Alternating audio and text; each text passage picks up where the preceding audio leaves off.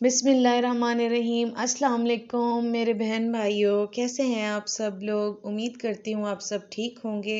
अल्हम्दुलिल्लाह हम भी बिल्कुल ठीक ठाक हैं जी। आज यहाँ पे बन रहा है चिकन और आलू, और ये आप लोगों को इतना मज़े का और इतना यमी लगेगा। आप इसको एक दफ़ा बना कर देखिए। सबसे पहले मैंने ऑयल लिया है, तकरीबन 2 से ढाई जो हैं वो यही वाले चम्मच मैंने डाले हैं, तकरीबन आधे पाव के करीब था ऑयल लिया मैंने। उसके अंदर मैंने डाला चिकन, और चिकन को कुछ भी नहीं डाला मैंने पहले, ना प्याज ना लहसुन, सिर्फ चिकन डाल दिया। और इसको मैं जो है वो थोड़ी मीडियम आंच के ऊपर, ना बहुत ज़्यादा तेज़ आंच है ना ही बहुत कम आंच है, उसके ऊपर थोड़ा सा इसको भून रही हूँ। अच्छी तरह से भून लेने के बाद देखिए इसकी कलर थोड़ा गोल्डन हो गया है।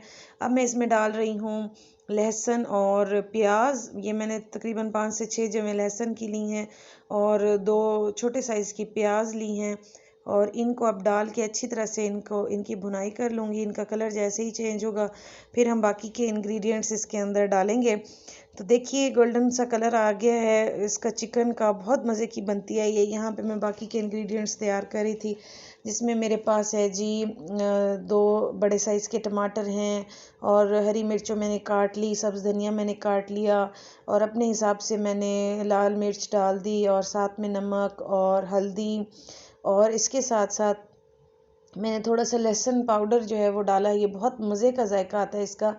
देखिए अब आप ये जब इस तरह का एक दफ़ा आलू और चिकन बनाएंगे आपको बहुत मज़े का लगेगा। अब देखिए मैंने इसके अंदर डाल दी टमाटर और मिर्च वगैरह, जो सब्ज़ मिर्च मैंने काटी हुई थी ये मैंने डाल दी है, और अब इसको मैं अच्छे से भूनने दूंगी। यहाँ पे मैंने आलू काट लिए हैं, धो के उसको आराम से रख दिया है, और अब मैंने जो सारे मसाले आपको दिखाए थे वो सारे मसाले इसके अंदर डाल दिए हैं। देखिए कितना खूबसूरत सा इसका कलर निकल के आ रहा है, और हमारा गोश्त भी भुन रहा है और साथ मसाले भी भुन रहे हैं।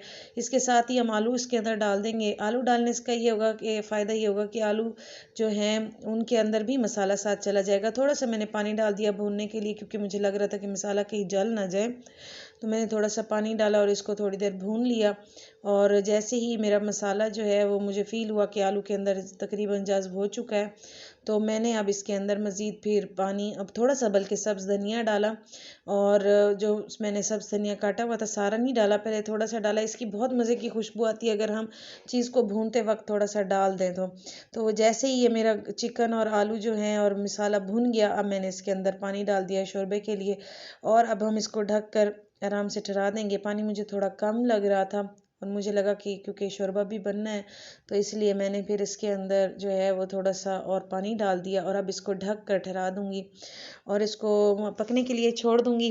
तकरीबन 15 से 20 मिनट के बाद मैंने इसको आके खोला, तो देखिए सालन की इतनी खूबसूरत शक्ल और इतना खूबसूरत इसकी, देखिए इसका टेस्ट भी इतना मज़े का था। इसको आप बनाएंगे, आप यकीन कीजिए आलू और चिकन बहुत मज़े का बनता है सालन। इसका शोरबा भी बहुत मज़े का होता है।